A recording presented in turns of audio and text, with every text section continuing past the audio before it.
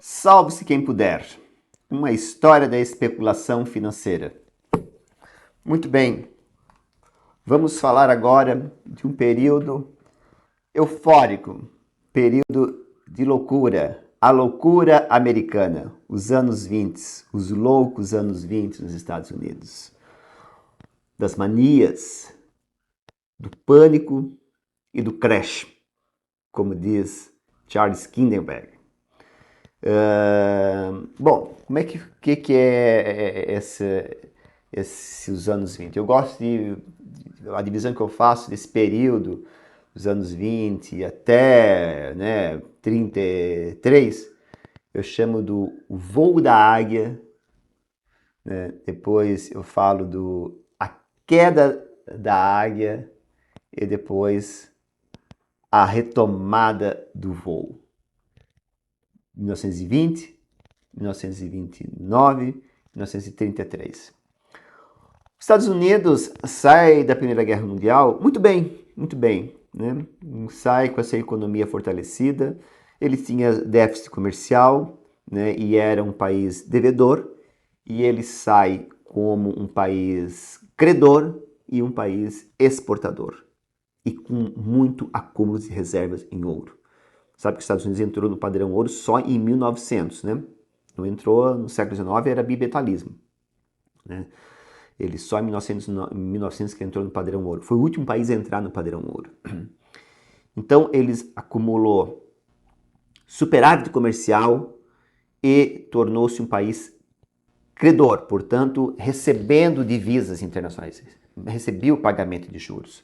Então, o que foram os anos 20, os loucos anos 20, né? O período de 3 presidentes da República. Depois que o Woodrow Wilson saiu, que era um democrata, né, que levou o Prêmio Nobel da Paz, inclusive aqueles 14 pontos com a criação da Liga das Nações,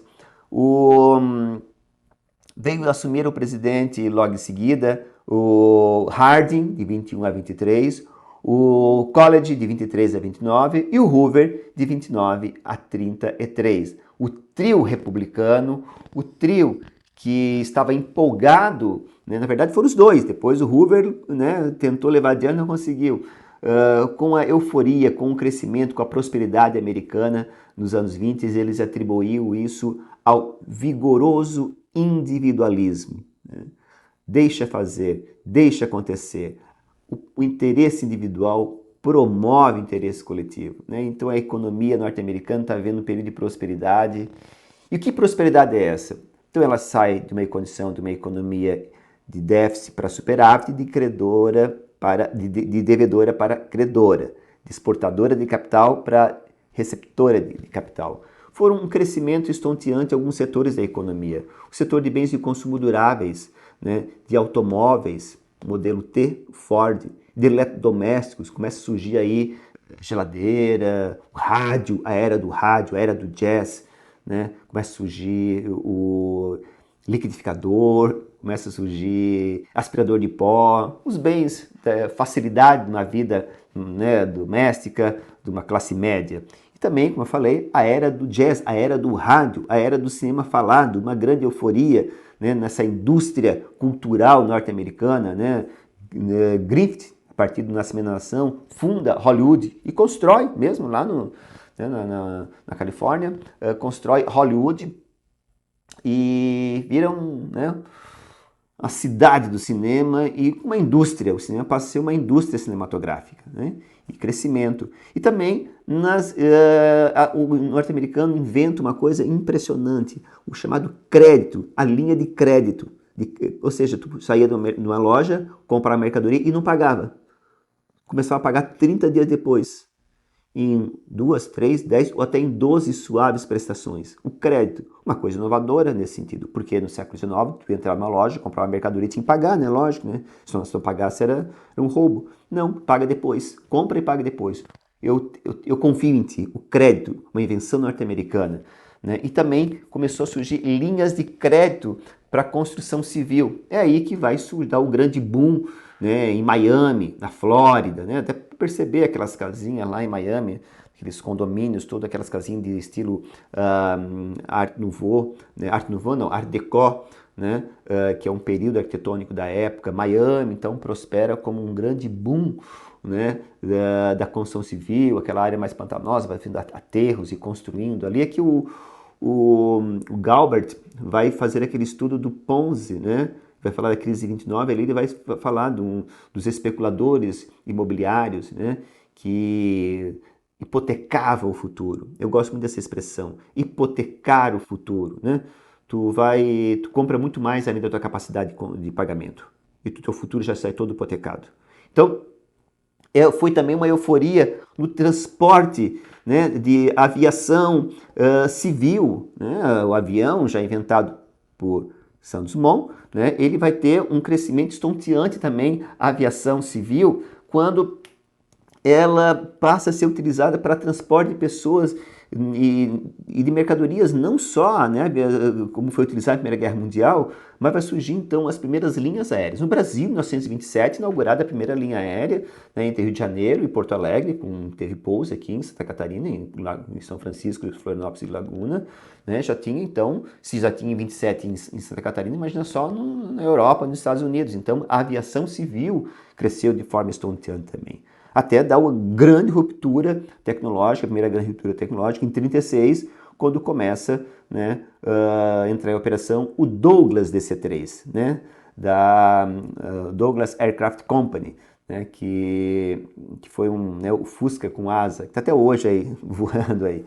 Mas foi então uma euforia muito grande também na aviação civil. Outro setor também, na construção civil, já tinha falado, mas também os grandes arranha-céus em Nova York. Né, aquele quadro famoso, tem aqueles homens sentados, né, no arranha-céu, né, lanche no ar, é de 1933, lanche no ar não, lanche no céu, 1933, mas a foto ao fundo dá para perceber o Central Park, mas uma quantidade enorme de edifícios, todos eles construídos que entre 31 e 33, não, já construídos nos anos 20, então teve um grande boom imobiliário nos arranha-céus de Nova York, né? Então, junto com isso, há uma sobrevalorização de Wall Street. É uma visão muito comum achar que a quebra de 29 tem a ver com, né, os Estados Unidos exportava para a Europa e depois a Europa já estava se produzindo para seu mercado próprio e não dependeu mais dos Estados Unidos, então ele estava, né, produzindo em grande quantidade sem consumo, uma crise de superprodução. Mas é uma explicação muito simples, na verdade, na concepção mais pós-keynesiana tem a ver com a sobrevalorização das ações. Empresas fictícias que foram criadas em Wall Street, né?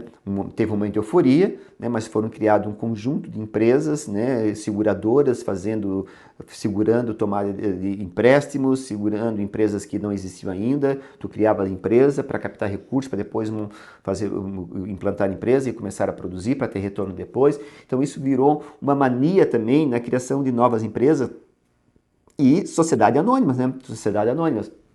Então, as ações também começaram a sobrevalorizar, baseado nessa euforia no setor, na economia real, mas também baseado, né, numa euforia fictícia da Bolsa de Valores. Então, disparou a Bolsa de Valores e ninguém mais segurava mais, né? Ninguém segurava mais esse rojão. A sobrevalorização das ações, né, criava também, ao mesmo tempo, esse castelo de cartas, uma fragilidade financeira, uma instabilidade, uma fragilidade financeira, né? Até que, então, um belo dia, uma bela tarde, uma bela manhã, né, tudo esfacelou-se, né, nas calçadas de Nova York, né? E, literalmente, teve gente que cometeu suicídio, né? Um dia, 27 de outubro, se não me engano, é 27 de outubro, a chamada quinta-feira. A quinta-feira negra, que é chamado, né? A quinta-feira, né, da quebra, quando as ações caíram de forma estonteante, até fechou o dia, não fechou muito mal, mas houve uma queda acentuada, no outro dia as perdas, acúmulos e perdas, né? Então, 29 não foi um ano ruim, 29 é o crash, a mania são os anos 20, O crash, a mania são os anos 20. O pânico é 29. O crash e depois a crise, a Grande Depressão. O pânico e o crash e a Grande Depressão. Esse é o roteiro que o Klinenberg fala. Então, a crise da quebra da Bolsa de Valores tem a ver, então, com uma sobrevalorização das ações, dessas mania especulativa em torno das ações.